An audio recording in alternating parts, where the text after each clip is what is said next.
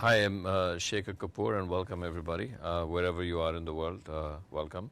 We are in Mumbai and we are here to launch a set of DVDs with Sadhguru that I interviewed Sadhguru called Conversations with a Mystic. I'm a film director. You may well ask why a film director is sitting here.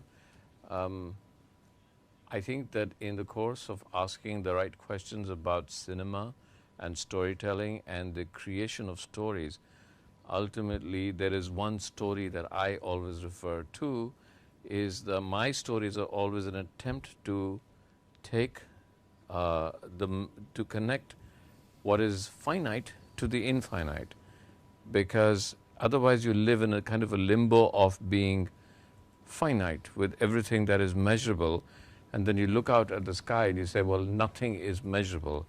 And since time, that's what man has done. He's ultimately created stories as a survival kit of how he can handle that which is infinite with his or her own life that seems finite.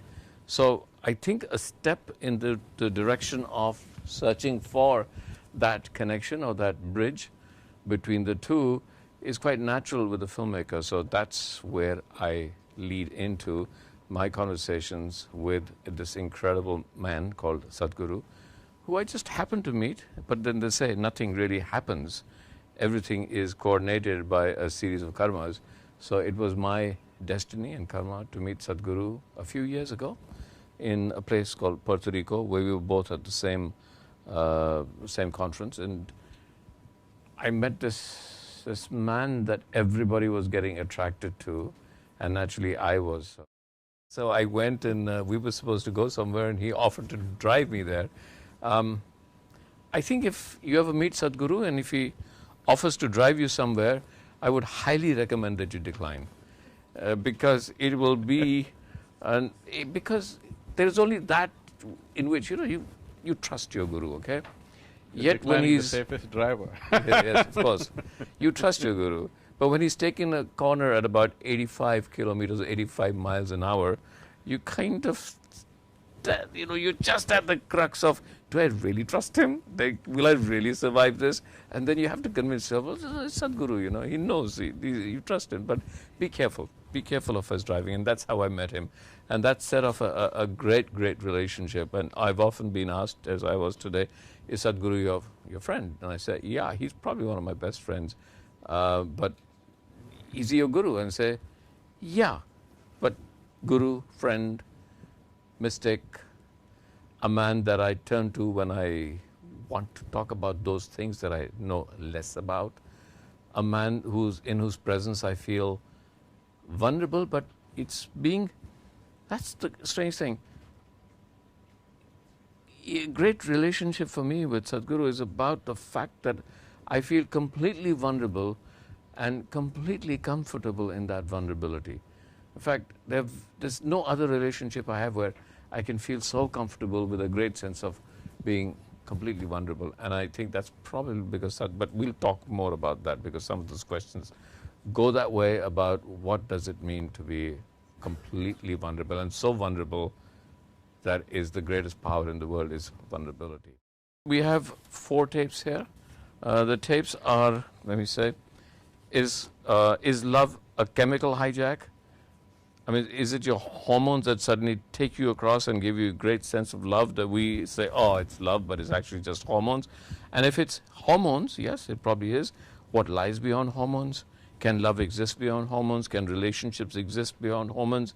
And you would be probably surprised because each tape goes in from talking about hormones and love and then starts to get into almost everything, because everything is interconnected, and it gets naturally into life and death and children. And there's a separate one on education, but that is also about love. Why would it not be? So we have, is love a chemical hijack? Guru, a roadmap. Where does a guru come into your life? What does a guru really lay out for you? Why a guru? How do you find your guru? Do you need to find a guru? Can your guru be sitting in the house next door without you realizing it? Is it your destiny to meet your guru?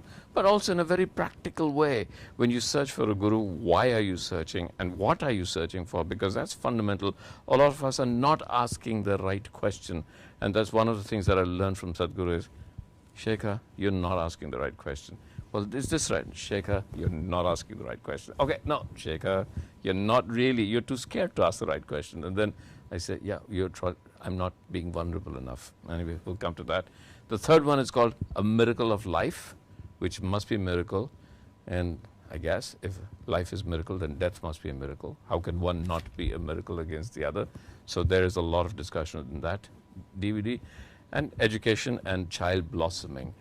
Is education as we see it now an imposition, or is it an encouragement? Where does education lie?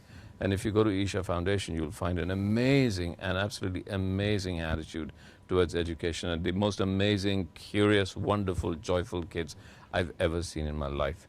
But enough of me and my views, because we are really here to talk to Sadhguru and his views. So please may I introduce to all of you all over the world, wherever you are. And I'm sorry, I apologize, and we both apologize for the fact that our connections are not two-way right now. Next time they will be. And I will turn this over to Sadhguru. And very happy to meet you, very happy to be here. A bit embarrassed because I have to ask you all these questions on behalf of other people because these questions reverberate with me. How would you like to say a few words to the audience all over the world, and then we can start with the questions? Like you were saying, filmmaking is about exploring the relationship between the finite and the infinite. My work is to transport people from the finite to the infinite, to create the necessary tools, to build a necessary vehicle for them so that they can transport themselves from the finite to the infinite. The whole spiritual process is just that. Or in other words, what I'm saying is, whether it's filmmaking or cooking or anything mundane that one can do, in all those aspects, if you look deep enough, it's the same journey. It is just that in one or in certain type of activity, it may be more apparent. But if you look deep enough, whether you're gardening or cooking or kicking a ball or making a film, essentially it's the same thing, to move from finite to the infinite. The very journey of a human being is just that. Whoever you are right now, you want to be something more. If that happens, you want to be something more. It's an endless something more, which is a longing for the infinite, finding expression in installments. So, my work is just to help people to understand that going in installments is not going to get you to infinite. Though the direction is right, the vehicle that you're employing is too limited, it can't get you there. There are other ways to make it. Everybody has the aspiration, but they don't have the means. So my essential work and my life is to provide them the means for their fundamental aspiration of every human being. So I have to stop myself from just exploring, because every time you talk to me, Sadhguru, I have another question, and then you talk to me and I have another question, and I'm sure like… It's time to transport yourself. It's transport, because what you're saying is I at one time have to go beyond telling stories of duality and just transpose myself into a singularity. See, I'm sorry, I'm not going to do this because it's about your questions today, it's not just about my questions. But just one more question on this.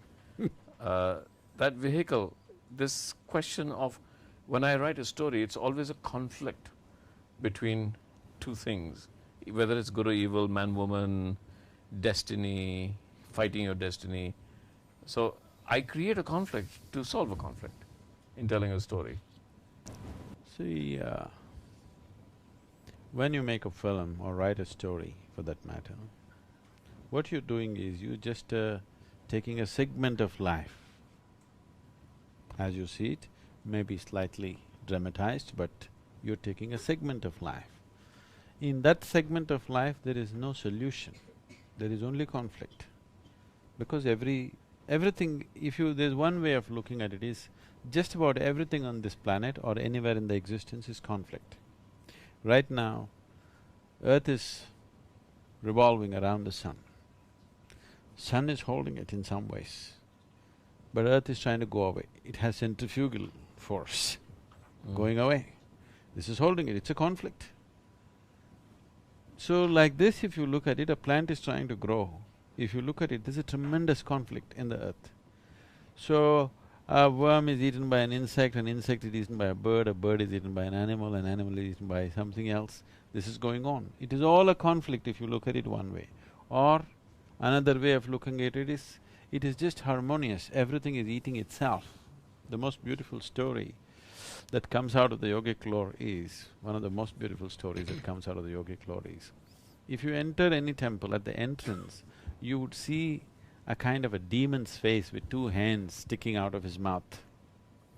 This is the face of Kirtimukha, he's called. Kirtimukha means a glorious face. This was… he's referred to as a demon, and Shiva had trouble with somebody. So, he created a demon and said, go deal with this guy. But the moment he created this demon, that man fell at his feet and begged for mercy. Then he said, okay, spare him. Then the demon said, you created me to eat this man and I'm hungry, what am I supposed to do? Yeah. So Shiva was in one of those moods, he said, you eat yourself. And he ate himself up. By the time Shiva looked at him, he had eaten himself up completely, except for his hands and his face.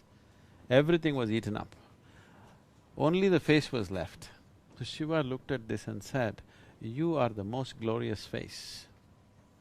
So you must be above all gods. So every temple, before you enter, above the god's level, you will see a face, a demon's face with hands sticking out, because that is the last part that he's eating up. Someone who is able to consume himself is the ultimate glorious face. So essentially, life is just that.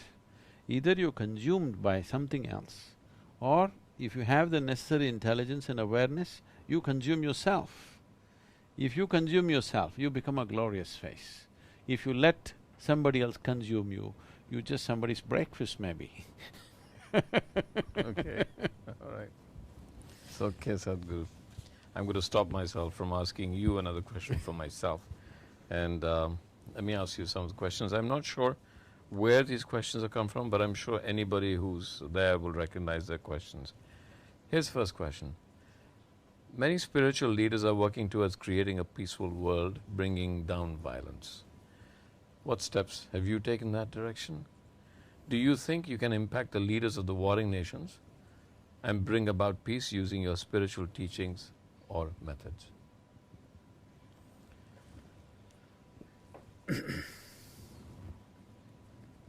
See, there are conflicts which have been hanging upon the planet for decades for the same reasons. Different types of conflicts have happened. The spiritual leaders or spiritual process essentially focuses on bringing peacefulness and blissfulness to an individual human being. So, when I say an individual human being, it does not matter who he is, whether he is a leader of a nation or a business leader or just a man on the street or whatever it is. It works for every human being. So definitely, spiritual process has to touch everybody, particularly people who are in positions of responsibility and power, because they can make a huge difference for lots of people, because they… when you're a leader of a nation or even these days large businesses, every thought, every emotion, every action that you generate is impacting millions of people. Just the very thought that you generate is impacting people in so many different ways. When such a responsibility has been placed in your hands, it's extremely important, the leaders of nations, large business corporations, they must take these steps to ensure as to how they are within themselves. What kind of beings are they? Some work has to be done upon themselves, because every thought and emotion that they generate is impacting millions of people. When such a privilege has been given to you, if you just think something is going to happen to 1,000,000 people, it's extremely important that you conduct this privilege in a responsible manner. And you can only conduct this responsibly if there is a spiritual process within you. When I say a spiritual process, maybe not everybody understands what what it means. So one way of putting it is, there is a certain sense of inclusiveness, that you are not an exclusive entity, you are an inclusive process. And this inclusiveness, if it does not arise, and you have a certain level of power in your hands, then definitely it will lead to various kinds of conflicts, there's no question about that. So, we have worked with millions of people, we have worked in the prisons it's mandatory now in all the central prisons in South India, and there are various other things we are doing to make this happen. Definitely we have also tried to work with very major leaders, particularly I have focused upon the business leaders because 100 years ago, if you looked at this world, military leadership was the most powerful leadership. In the last 100 years, it has evolved into a situation where democratically elected leaders, political leaders are the most powerful people. But that is going to change, and that's already beginning to change, and it's going to change very rapidly in the next 10 to 15 years. You will see in the future, the economic leaders are going to be the most important people. Seeing this, I have started working with economic leaders, individually on certain levels, and we have definitely made a difference in the way they make their decisions, the way they conduct their businesses. This is being done. But this is being done very discreetly because it is not something that needs to be handled in public. Sadhguru, just one thing, we didn't talk about the outreach programs of Isha. I'm not sure whether if there's a question, that's fine, we'll be answering it now, but people are aware, but I'm not sure if everybody's aware that Isha is not a religious organization. Isha is a spiritual organization, but it's far more than that. It's an educational organization coming up with different ideas, but very innovative ideas on education, yet conforming them to the standards that every child has to meet to get on in life. But something that's really important to me, it's an outreach program on something like reforestation of all of Tamil Nadu. It's a water outreach program. But before I say, I'd like Sadhguru to talk a little bit about that, about the volunteer work of Isha and all the specific work that Isha is doing to tackle some of the great problems that are facing education, medicine, and environment that Isha is taking on. See, what I see is right now in India, India is sitting on a threshold of economic prosperity. Now the question is, will we sit on the threshold forever or are we going to cross it? Much economic boom is happening in the country. Unlike various other countries, particularly Western nations, today so much economic activity is happening, but what we need to realize is economic activity is happening at this level, whatever percentages we're talking about, 8%, 9% is happening because a large mass of people have been in such depths of poverty that now whatever little happens, percentages are showing big. But the actual quality of life of the people, of a large number, is still not in any great condition.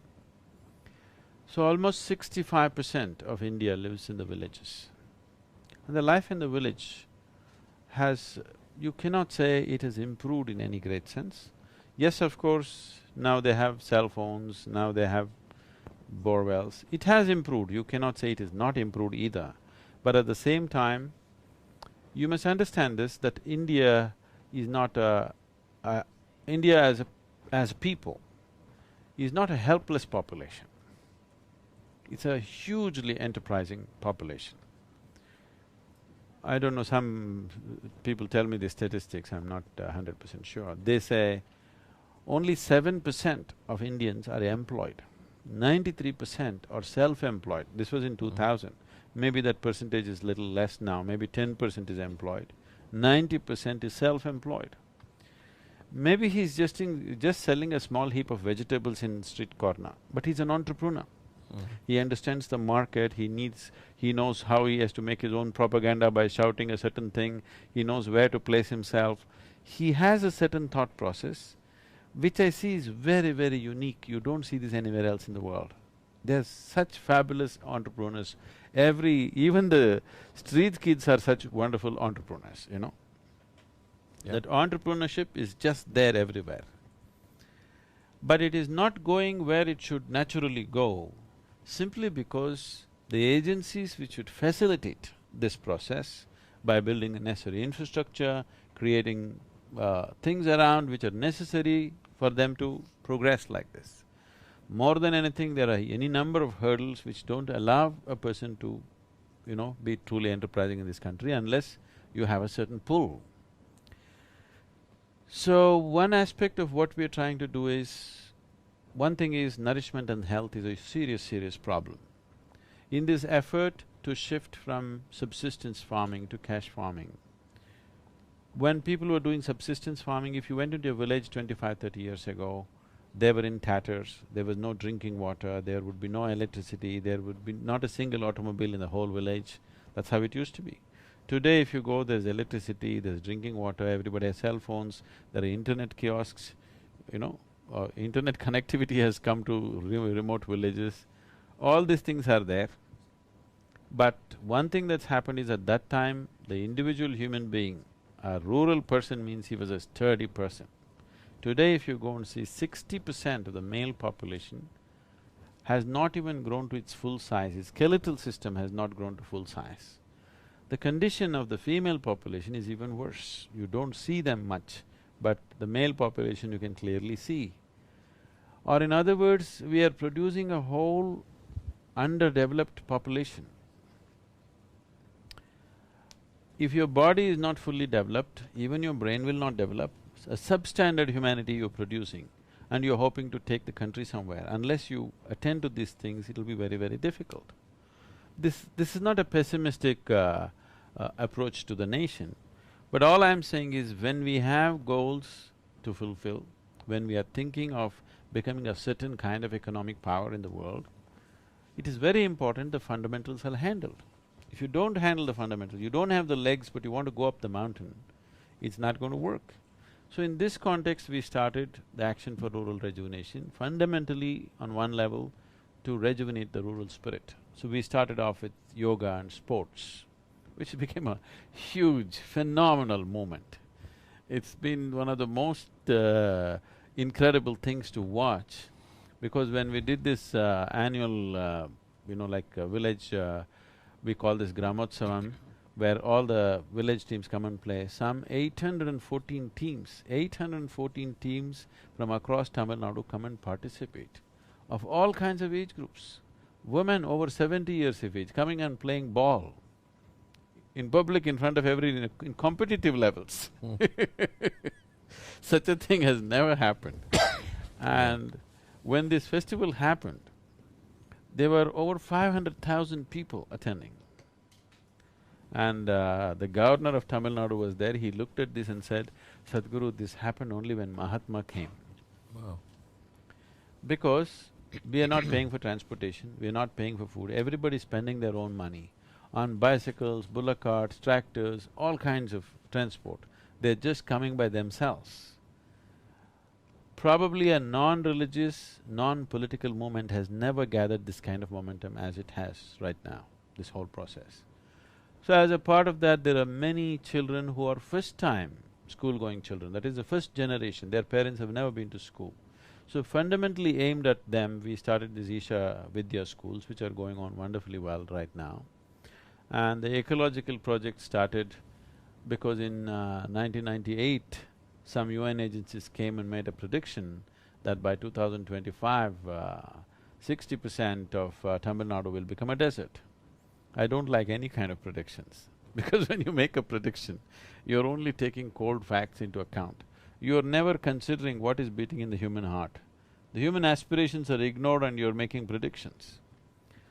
So I didn't like this prediction and I didn't believe it either. So I just drove around Tamil Nadu just to see if this is true, and I found out it's not true. I realized that it's not going to go till 2025, it's going to happen much faster. So I thought, what's the thing to do? I know we can complain, we can protest, we can write letters to the government. For whatever reasons, maybe they lack the organization, maybe they don't have the people, maybe they don't have the resources, whatever it is. For whatever reason, administrations are not able to fulfill this. Rather than protesting about it, I thought it's best we give them a hand. Mm. After all, this is a democracy, that means you're also a participant in the government in some way. You also have a stake in the government, it's not imposed upon you, it is your choice. Maybe you're making a lousy choice, but it's your choice. Okay, all right, yeah. It's our choice, it's… the governments that we have is essentially our choice, we made the choice. We better support them for 5 years rather than pulling them down all the time. So we just made… I just looked at it, what is it that we can do? Then I realized Tamil Nadu had only 16.5% green cover. Then the national aspiration is 33%. So I made a simple barefoot calculation. If we plant like 114 million trees in the next 6 to 8 years' time, in 15 years' time, we'll have 33% green cover. So I just told the meditators, we should just plant 114 million trees. 114 million. Yeah, they Right, said, it's nothing. Sadhguru, do you know what that number is? Yeah. They know I'm poor on arithmetics. Yeah. So, I said, I know what the number is. They said, it's impossible. Who can plant 114 million trees? And I asked them a simple question. What is Tamil Nadu population? They said 62 million. I said, if all of us plant one tree today, take care of it for 2 years and plant one more, we got the number. So what's the difficulty? Can't you plant one tree? Even a beggar on the street can plant one tree. He will have an office growing for himself. Yeah. So, we started this movement and it took off. I spent almost 6 years planting trees in people's heads. That's the most difficult terrain. Once that's been done, now it's only replanting, which is happening very easily. Yeah. So, I think we've planted close to 14 million trees, out of which Already? about 10 million trees or little over 10 million trees have survived. The official figures say that the green cover in Tamil Nadu has gone up by 5.2% in 5.5, 6 years' time of work. And the Google Maps show much more than that. So, this is a tribute to the people, because with the spirit with which they have done all this is fantastic. Our work has been to raise the nurseries, organize and inspire them, but essentially on the ground it is them who are doing it and it's them who are taking care of the trees. So, these are people's movements that we're launching so that without the participation of the people, you cannot change anything here. And India is a kind of nation where you cannot change this country just by policy. You need a movement. Yeah. Otherwise nothing will change in this country. Right. Okay, Sadhguru. Rajasthan next. Yeah, okay. All right. Do I resemble a camel or something? So, we've got a question coming in, question to both speakers. How visual and interactive media like films and internet is impacting the thought process of human beings and their emotions? Do you think we can use it as a medium to cultivate awareness amongst the masses? I'm going to hand this to you first, except to say one thing about the word masses. When we used to make films, when I used to make films in India, there was always this question is, who are the masses? Because if you ask anybody, who are you, they'll say, well, the masses are always somebody else. And so I've never been able to find out who the masses are, and the whole idea of the masses assumes that you are not the masses. I think only the left parties know who the masses are. Only the left parties, except the ones who run the left parties are not the masses. They know who they are, that's okay. But Sadhguru, I'll let you, then I'll talk about it, about both the dangers and the idea. I mean, interactive media like films and internet especially is a brilliantly democratic medium. I wish that when I started filmmaking I had the internet, because my desire to make films was not just to make films but to express myself. And not only express myself sitting at home, but express myself in a way that I could reach people. And what better way for me to be able to express myself through a little film, a 5-minute film, through my Twitter, through my blog, put on a film that I shoot, put it on my blog. The time now when somebody can spend $100, make a film, put it on the internet, put it on YouTube, and get 50 million hits. I mean, it's a dream, but people are doing that. So you could start, what you say in India, start a movement. Sometimes I wonder how wonderful it would have been if Mahatma Gandhi had mobile phones to talk on, or the internet, yeah. And then I wonder, I said, yeah, but on the other hand, what if Hitler had the internet, you know? It's a double-edged sword, but I'll let you take that question. I was surprised for you. We've just launched an online inner engineering program. Okay. A 7-day, 10-hour session, which is having such a tremendous impact on people. We're yet to market it in a big way. The very intention of this is, as they're asking the question,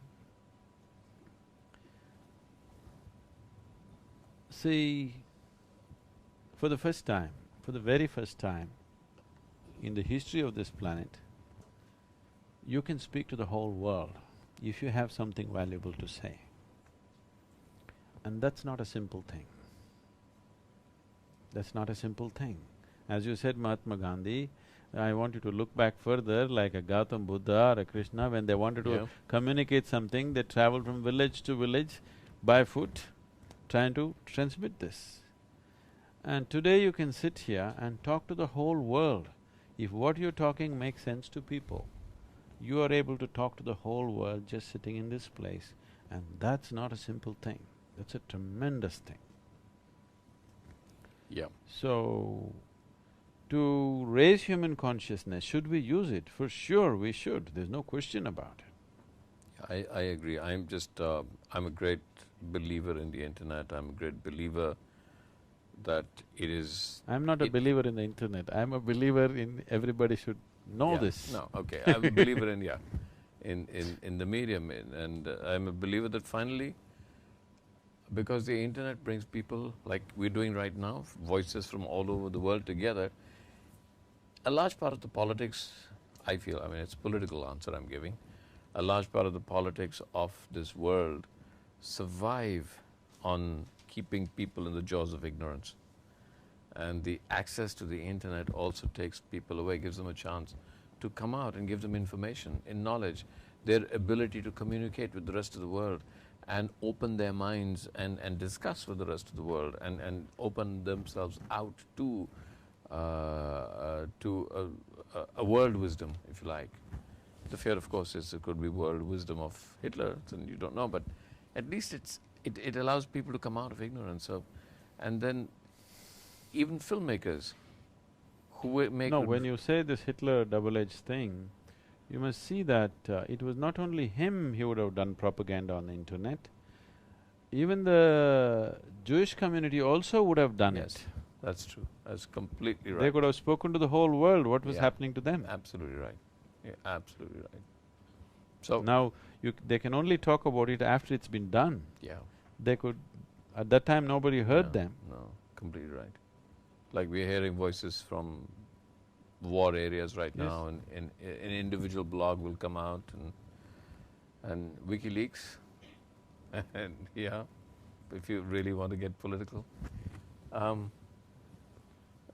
Sadhguru, question to you. We see a lot of agricultural families gradually moving to cities to avoid continuous famine or for better education to the children. This creates an imbalance in society in terms of economy and nature. How can we balance this together? I think this has probably come as a because of what all you talked about, the rural areas. So, this is an effort we are making on all levels. We are trying to do various things. One thing is sport, which has made village a little vibrant. Wherever the sport has come, village has become quite vibrant. Village life has become vibrant. Now, for many of them, their lives revolve around that one volleyball match that's going to happen on the Saturday evening. There's a certain sense of pride. Instead of Saturday evening going to the city, they're staying back in the village because their village is playing a match, these kind of things. We are also trying to bring folk music back, folk music and dance back into the village. Just a generation ago, every agricultural activity had music and dance with it. Even today, in some parts of the country you can see it, but mostly it is dead. All the dancing and singing is done by the film stars. You guys are doing everything. The common people are neither dancing nor singing nor nothing. They're just sitting there and eating potato chips and watching you guys. Or just dancing to our tune, right? So, because working in the field, agriculture, as an activity, if you are doing it only for economic purpose, it's a heartbreaking activity. All these suicides that you're hearing of right now in the villages, the farmer suicides, one reason is definitely the economic reasons are there, but above all, it's when you work on the field just for economic reasons, it is naturally frustrating.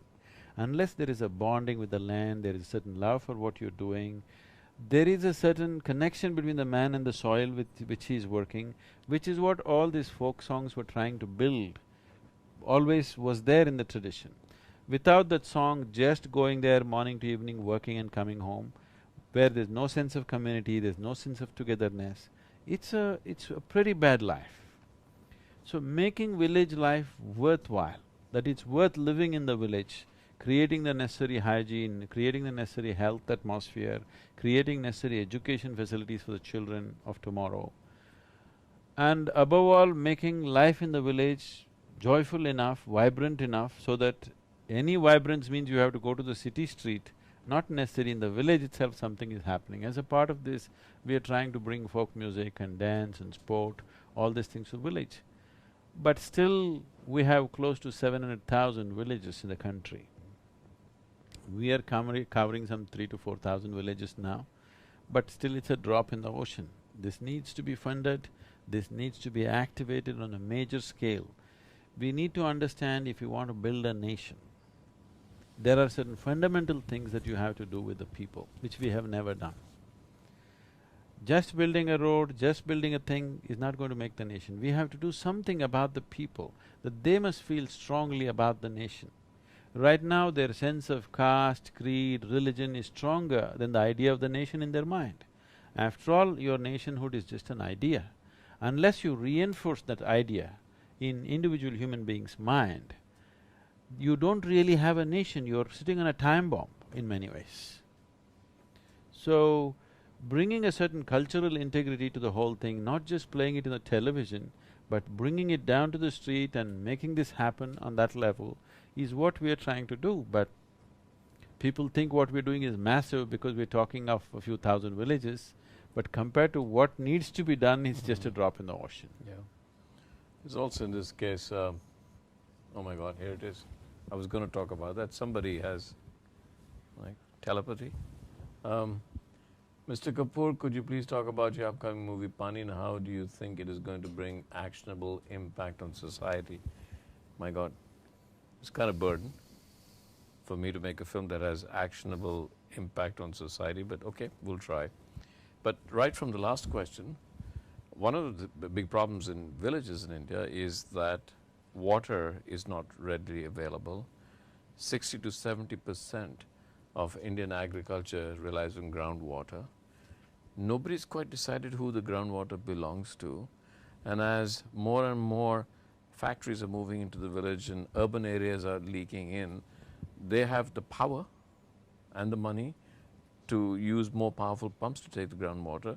So groundwater, well, water is going down, and then groundwater is being taken up and then being priced out of the village. This is a resource that I can steal from your land without coming into your land. Absolutely.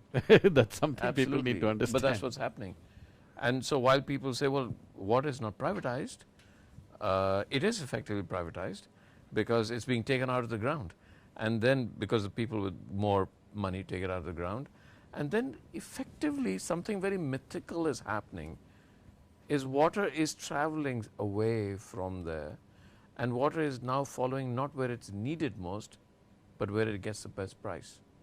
In fact, water is following greed, not need. And as it going into the urban areas where it gets the best price, everybody in the village, as the village dries up, people move into the urban areas, creating huge problems of urban infrastructure. So the reason I'm saying is that's exactly what my film Pani is about. Pani is You know, about… Mahatma Gandhi said you can't even tax salt that comes out of water or the Yeah. ocean. But now, we are going to a place where a bottle of water or a liter of water costs more than a liter of milk in the country. Absolutely, yeah, completely. And so that is what Pani is about for that question. It is about a slightly in the future, although I keep saying it's in the future only because I want to bring all the elements together. But really what I'm going to be talking about is happening someplace, somewhere in the world already. And it's about a time when we're living in mega cities, and now the water is running out in the cities, and the cities are divided between those that have water, which is very few, about 15%, and the 85% of the people who don't have water, and the conflict has The new started. description of haves and have-nots. Yeah, absolutely, Pani and no Pani. And democracy is pretty simple. Democracy has become so simple that all it means is you give us votes and we'll give you water. So it's the simplest form of democracy, but water is the metaphor for exploitation. So the question, actionable impact on society. I think that while what you're doing is an outreach program, I as a filmmaker in a film can try my best to raise awareness of these issues. And if I can raise awareness and people coming out of the film, it's very, very interesting structure, the art of storytelling. Most commercial films end to sublimate the emotion that they have created. So they'll create anger in you, but in the end, if you walk out angry, people say, oh, what's happened? I'm just walking out angry. And if it's a love story, then all the lovers meet.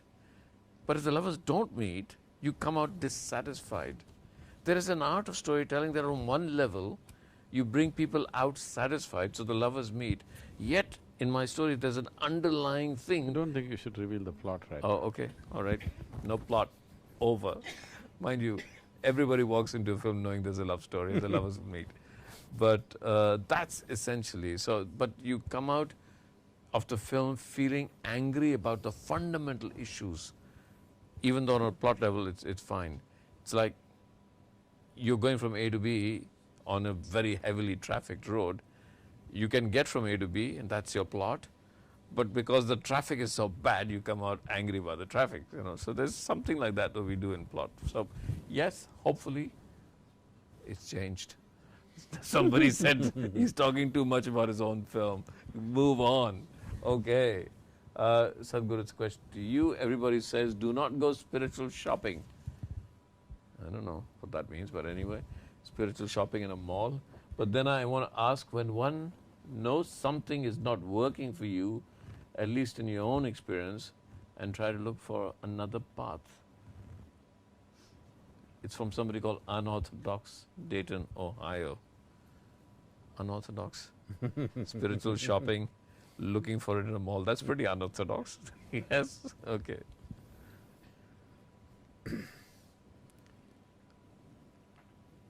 See, if the seeker has to decide whether this works for me or not, he will make this decision from the wrong parameters. When it becomes difficult for him, he will quit. When he thinks he is stagnant, he will quit. If you have to use an analogy, it's like you're digging a well. No, we're Pani, you're digging a well for water. You can't talk about my film. Okay, somebody said I was no. the one who stopped you from revealing the plot. So. Okay, all right, okay. So if you're digging a well, I have personally been in this, I don't know if I've spoken to you. I actually personally got about 6 to 8 labor together and I dug a well myself. With my own hands, I worked 8 to 10 hours and dug a well. I learned to use the dynamite and I made a well. Okay. And I hit water. Really? Yeah. Yeah.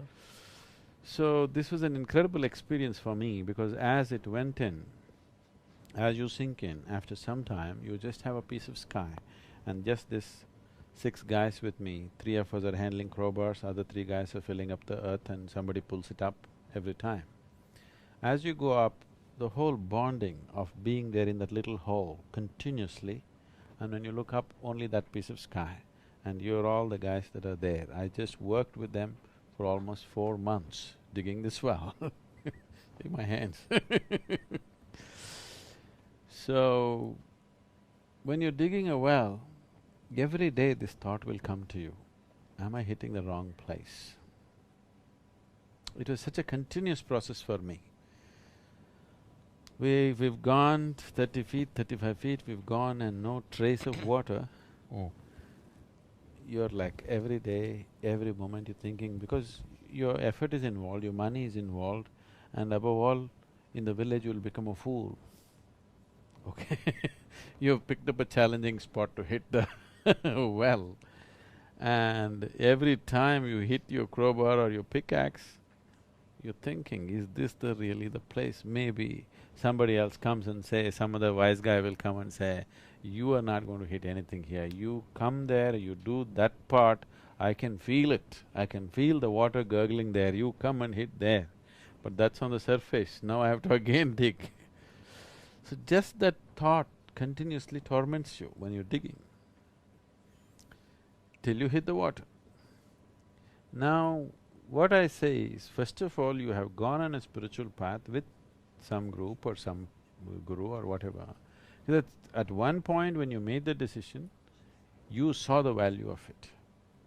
That's why you have invested your life there, otherwise you wouldn't. I believe so, unless you just throw your life wherever you go, I don't know about that. But otherwise I believe, because you sensed something, you tasted something, something touched you, and you thought this is it and you went for it. I would say you persist for some more time. Unless you find something seriously wrong with what they're doing, okay? Unless you find it's something totally a hoax that you got fooled into it, yes, you have to change your decision. Otherwise, if you don't find any change in them, they're stable, they're good and they're doing their work properly, I would suggest wherever you are, you continue to dig. If you keep changing your mind every other day, you'll have lot of holes in your land, but no well. Pani will not happen. Yeah. So, it's best to persist unless you have discovered something seriously wrong with them. Yeah. I do have friends in California who do spiritual shopping. Every time I go back to California and they found a new society, a new guru, a new thing, it's like you found a new girlfriend or a new boyfriend or you've changed your house. And I just… and yet I know that they're looking for some kind of spiritual search. So what what is it inside them that is provoking this constant desire to find something new? What is that restlessness that provokes that? See, one thing is wrong ideas about spiritual process. Yeah. Not understanding that when you're looking for something so profound, you need to invest a certain amount of your time, energies and life to find results. Fanciful commercial books on spirituality, they read that and some instant gratification should happen. If that's not happening, they want to quit. Or it is just they don't have a mind of their own, they're just guided by whatever is the fashion in the local area. There are all various reasons, but essentially, lack of profoundness, you're becoming flaky in everything. Yeah, I know. I was really cursed for this statement that I made once with somebody very important. Said, how do I find peace? Very quickly I said, take a sleeping pill.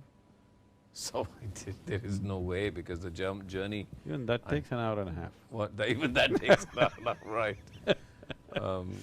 I was just… because in my experience, the journey to spirituality actually goes through the path of your own demons, and there is no greater danger or there's no greater fear-laden path than your own demons. So, but how can you go there without actually walking through that? I mean, that's my experience. Maybe some people find it without that. Maybe I have more demons than others. It need not be so, because all the demons that you're making, you can Yeah. put them to sleep in no time. How do I put my demons to sleep? I'm sorry, I have to ask you that. Yes, how? It must be… Somebody's asking, dear Shekar. Oh, can we just talk about demons for a second? Yeah, please. I promise you, Sandeep from San Diego, Sandeep, I think I know you. All right, Sandeep, San Diego, I'll come back to that. But let's just talk about demons. How do you put your demons to sleep? You stop creating them. But I've created them already. No, you have to actually… see, anything that is your making, which is your psychological making, you have to actively keep them up, otherwise they'll die. If you don't invest a certain amount of energy, they'll just die. Yeah. So, if you do not invest anything in their direction, they'll just die by themselves, you don't have to kill them.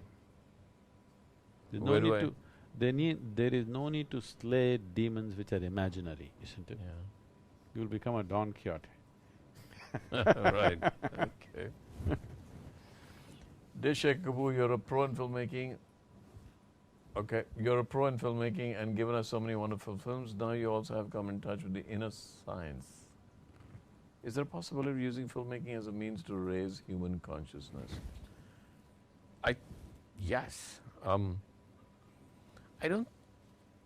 ask this question so often. I don't think I need to make a film on Buddha to talk about Buddhism.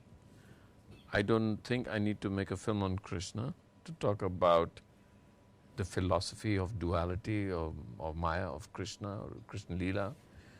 I feel that almost any story that you make, if there is an underlying subtext inside you of a search for any kind of spirituality, and you're honest, now whether you're a filmmaker or an artist or a poet, if you're honest in what you do, that spirituality naturally touches your character. It has to find expression. It has to find expression.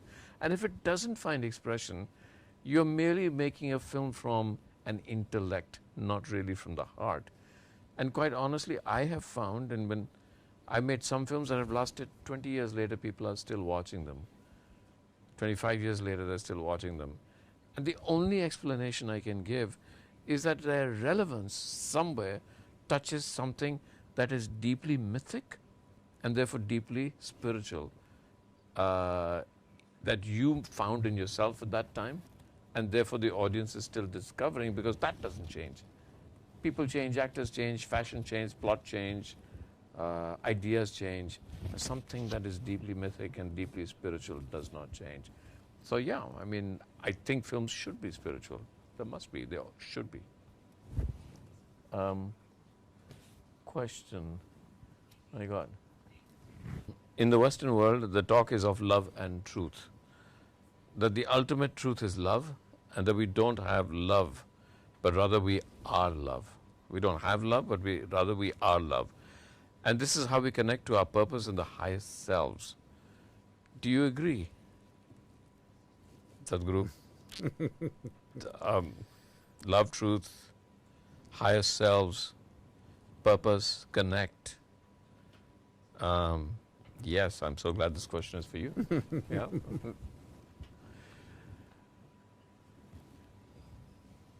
See, if a society is hungry, in that society, food will be the ultimate quantum, to the ultimate value. If you're ill, health will be the ultimate value for you.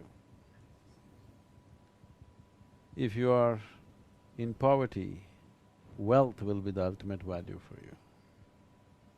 If you're deprived of love, love will be the ultimate value for you. If you're deprived of happiness, happiness will be the ultimate value for you. Whatever you're deprived of, at that moment you think this is the highest thing. But even if that happens, people will realize after it happens that it is not so. So right now in the Western world, having been through this industrial revolution, for the first time, women moving out of the house, and that generation which could not… Today, women are moving out of the house, but they're able to make the necessary arrangements, and man has probably adjusted to fill in certain gaps that she left, and maybe things are getting a little better. But that generation, when suddenly the changes happened, a whole generation of children went without much expression of love towards them. Because it's a flux that people were still trying to come to terms with how to handle this. Always it was assured the woman of the house will be there and she'll love the children and this is it.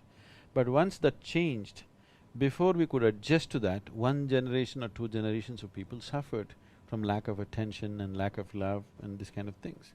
Today various things are happening, as there is maternity leave, there's paternity leave, the man will stay back and take care of the child, and the attitudes have changed, various things in the world have changed, and access to various things have changed, various facilities have come up in the social structure to cater to these things. Otherwise, that one or two generations, in many ways, were very much deprived of love. Because of that, I think there is so much talk about love. I'm not trying to demean love.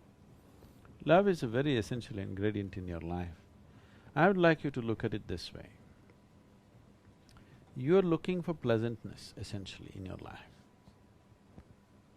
Pleasantness means if your body becomes pleasant, we normally call it health. If it becomes very pleasant, it becomes pleasure. If your mind becomes pleasant, we call it peace. If it becomes very pleasant, we call it joy. If your emotions become pleasant, we call it love. If it becomes very pleasant, we call it compassion. If your life energies become pleasant, we call this bliss. If it becomes very pleasant, we call it ecstasy. If your external situations become pleasant, we call it success. So this is all a human being is looking for. So, only if emotionally he is in a sweet place, which is what love is. It's human emotions turning sweet, either towards somebody or just like that, whichever way it happens. Now, just your emotions being sweet, is it enough for you? Don't you need health? Don't you need well-being? Don't you need food? Don't you need peacefulness? Don't you need competence? Don't you need capability? If you have a lot of love and you become incompetent, which happens to lots of people unfortunately then I don't think people will enjoy that or relish that. So this talk about love being the core of the universe, all this is simply coming from a certain state of deprivation within oneself. People who have grown up in traditional families in India, we never think of love because we didn't have to think, nobody told us they love us. My mother never ever told me that she loves me, nor did that question arise whether she loves me or not. I did not even realize that I need to be loved. Because the whole atmosphere was such that there was… such a question never arose in me, do I need to be loved by somebody? Because they set such an atmosphere, such thoughts never came to us. It's just like only if there is poverty in the house and there's not enough food, probably you will think so much about food and how to get it. When it's there every day, you don't think about it, you don't think about making an arrangement for it. Similarly, when love is simply there all around you in every possible way, you never even thought that it is something that has to be bought from somewhere or gotten from somewhere, you know. So, these things are coming from certain levels of deprivation. Love is the sweetest way to be for a human being, it's a good way to be, it's a wonderful way to be. But at the same time, it's not necessary to exaggerate this beyond just a limitation. Now you're talking about… the questioner is talking about love and truth. I don't know what kind of truth you're talking about. If you're talking about the ultimate nature of the truth, it is universality, it is absolute inclusiveness. Love means, to love you need two. You're trying to include with love. Moments of inclusion will happen and then you fall apart. No lovers anywhere have found continuous state of inclusiveness. Moments of inclusiveness and then falling apart, moments of inclusiveness, then falling apart, this is how people experience it. So ultimate truth is an absolute state of inclusiveness which cannot be termed as love. Love is an effort in that direction. So is joy, so is peacefulness. When you're peaceful, you're actually one with everything. When you're joyful, you're actually… when you sit and laugh with each other, aren't you in some way bonded as one? That's why there are drinking buddies going on too well. Okay. Question from me before I go, that's to me. Satyam Shivam Sundaram, what does that really mean? The movie's already made, you can't… Come on. It's already a done thing. I know, I know. Another kapoor. Yeah, okay. Okay, all right. Okay, I'll come back to that one. Yeah. Oh, this one too. Many Isha practitioners around the world have benefited from the practice and being with Sadhguru. Would you care to share your experience and the impact it has had on you and your work? What message would you convey to budding young directors around the world? I'm not Sadhguru's best disciple. No, I'm his best disciple. I'm not his most disciplined disciple. All I would say is that if I follow the practices a little more disciplined, come on, why are you putting me in this? Because I have to say it in front of him and I cannot say a lie. I have to tell the truth. And here I am getting caught in this whirlwind. So I'll take the last part. What message would you like to convey to the other directors? Well, fantastic. You have to do this. I mean, there's no doubt that the practices that are there, I've seen my friends benefit from it. I've seen, okay, so here's what I'll say. I've seen a sense of giving and a sense of service where what the people that have done the practice, I find that in their work, they give to the work more passionately and more completely and with less stress and prejudice and less conflict than anybody else. And I've always wondered that. That's one of the most amazing experiences I have when I go to Isha, is the people who've done the practice or are doing the practice, their attitudes to what they do. It doesn't matter. They don't have to do anything as big as filmmaking. And I sometimes wonder, if I bring that to my filmmaking, that sense of absolute giving, passion, compassion, humility to my filmmaking, I'll probably make a lot more films. I would get into less conflict. I would be less afraid of the failure of a film. Now I'm talking to all those young directors out there, and make many, many more films. Yeah, I'm a little embarrassed here because I'm not the most disciplined disciple of Isha, so sorry. But next question. Yeah, okay. Intensity, there's a question for you, Sadhguru. Thank you very much. Thank God for that. On intensity. Spirituality is to be pursued with intensity. I'm very intense in many things, but I'm not always sure if the thing I'm pursuing indeed leads to further my spirituality or my ego. Oh, yeah, leads to further my spirituality or my ego. How do I alert myself in the path I'm pursuing intensely is wrong? How do I do it? No, I don't know where he got this, but you should not pursue anything intensely. Nothing. No, there is no need to pursue anything intensely. When you say I'm pursuing something intensely, probably what you're trying to say is I'm pursuing something madly.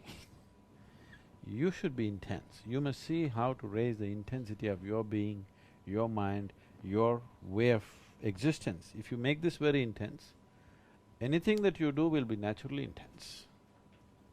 But if you try to do something intense, one thing is you may end up doing it senselessly. Another thing is you will exhaust yourself and expend yourself too quickly. If you try to do anything intensely, you will expend yourself too quickly. There is no need to do anything intensely, but you must make this one absolutely intense to the life process. If that is so, every action that you do, there will be ease and intensity at the same time. Without ease, if intensity comes, you'll burn yourself out. That's fascinating. I'm putting that right now to my filmmaking and I'm trying to evaluate how that works. I agree with you, you have to be very intense. You as a person should become very intense. Yeah. You don't have to pursue something intensely. Yeah, that makes a lot of sense. So does everything you say, but question for Shekar. If there is a documentary on Sadhguru, will you direct it? Who's? From Preeti in Mumbai. Of course I will direct it. But somebody sitting right next to me has to agree to subject himself to a documentary. Come on, it's difficult enough to get him here and answer a few questions. What are you talking about? Of course I will. Of course I will. But where do you end it? So Preeti, if you're there, where do you end the documentary? If somebody could write the end of the documentary for me, I promise I'm going to make it. But I promise you will not be able to write the end right now. Okay. So that was my question. That was an easy one. Let me find one. Okay. There are so many gurus, so many methods, so many followers, but so few realized beings. Is the path very tough or our pursuit weak? It's from Usha Sonam. So many gurus, so many methods, so many followers, but so few realized beings. Is the path very tough or just our pursuit that's weak?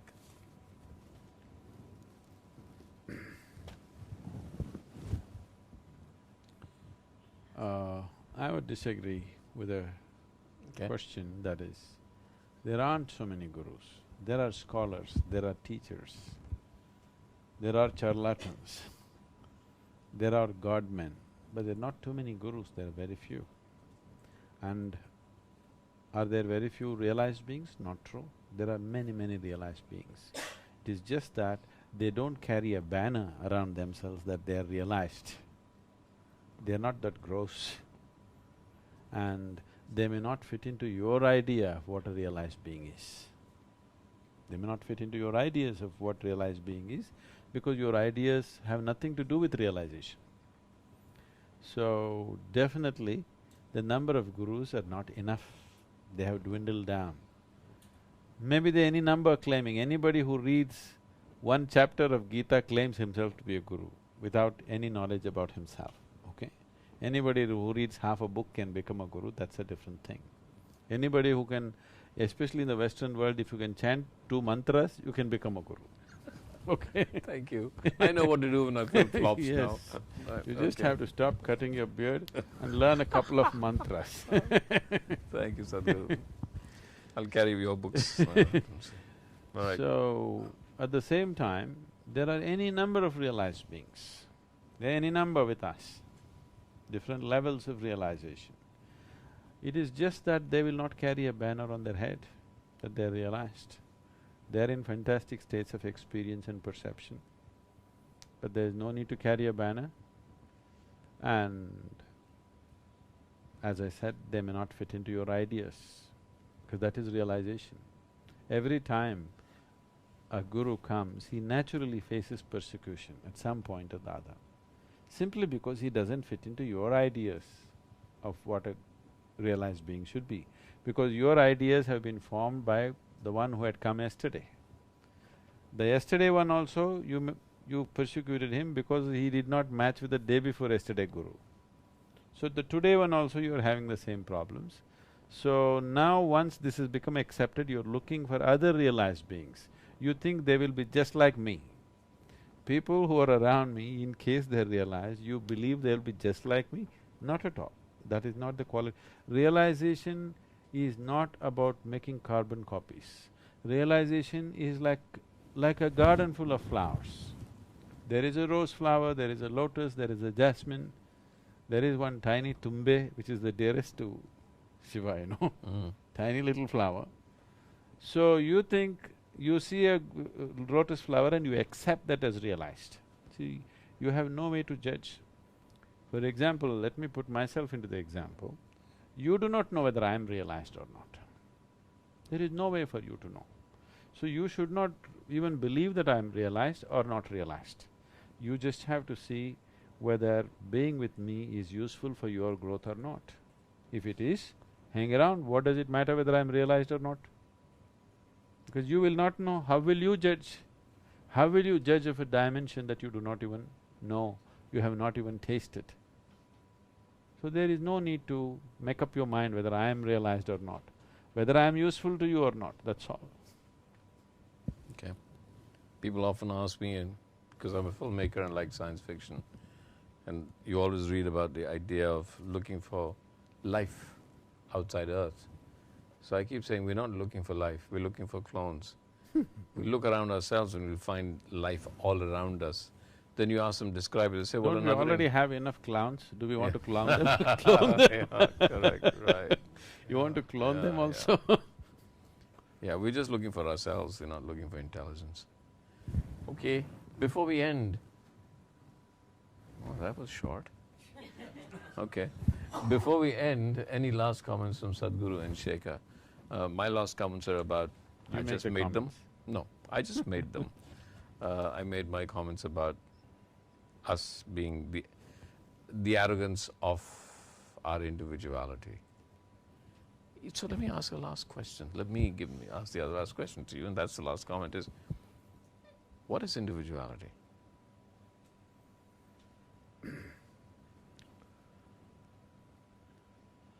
It is something that comes out of your instinct for self-preservation, because unless you develop a certain individuality, you cannot protect yourself, you cannot preserve yourself.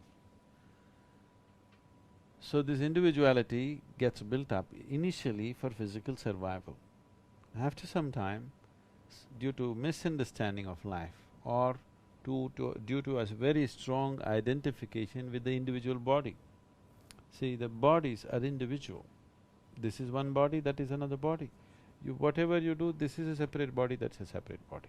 This is one organism, that's another organism. Though it is functioning in tandem with a larger organism of the planet and the solar system and the cosmos, which nobody can deny. Today modern science can prove it to you, how every cell and every atom in your body is transacting with everything else for it to exist right now, the way it is. So the individuality is formed essentially for self-preservation. When we come to self-preservation, the only thing that needs preservation in you is your physical body. Physical body has to be preserved. Right now, if I trample upon every idea you have in your head, next moment you can come up with totally brand new ideas. But if I trample upon one idea of yours, you could feel threatened, because you feel your survival is being attacked. Your survival is never in question except with the physical body. If I trample upon every emotion you have, every idea you have, your belief systems, your ideologies, everything, if I beat it down right now, actually your intelligence is capable of coming up with something totally new the next moment. But because you cling to this, the next one will never happen. People cling to… the stronger they cling to it, the less creative and less concretized they become in their individuality. Individual essentially means, it comes from the word indivisible, that is, you're not further divisible. But now, in your search for survival, of psychological survival and emotional survival, people make themselves into many things. Right now, already in the question itself, there was a thing about, is it my ego, is it my this? Where is your ego? There is no such thing, it's just a nasty part of you which you want to label it as Mr. Ego, you know. Some aspect of you is nasty, you don't want to see that I'm nasty, you said it's my ego. Right. Sometimes you're pleasant, sometimes you're unpleasant, you don't even want to come to terms with that. So individual means you're not further divisible. Is there only one person in this body or two? If there is two, either you need, you're schizophrenic, you need a psychiatrist, or maybe you need an exorcist. Two cannot be there, there's only one, this is indivisible, this is just one being. So, the individuality is a disease. Individual is a beautiful thing, it's a compact organism. But individuality or individualism is a kind of a disease that has grown in the world. It's all about exclusiveness. Everything you see today in the world, people are promoting exclusiveness. And then they're wondering why there is conflict. If you promote exclusiveness, how can there be no conflict? There can only be conflict, isn't it? Okay. Thank you, Sadhguru. Thank you very much.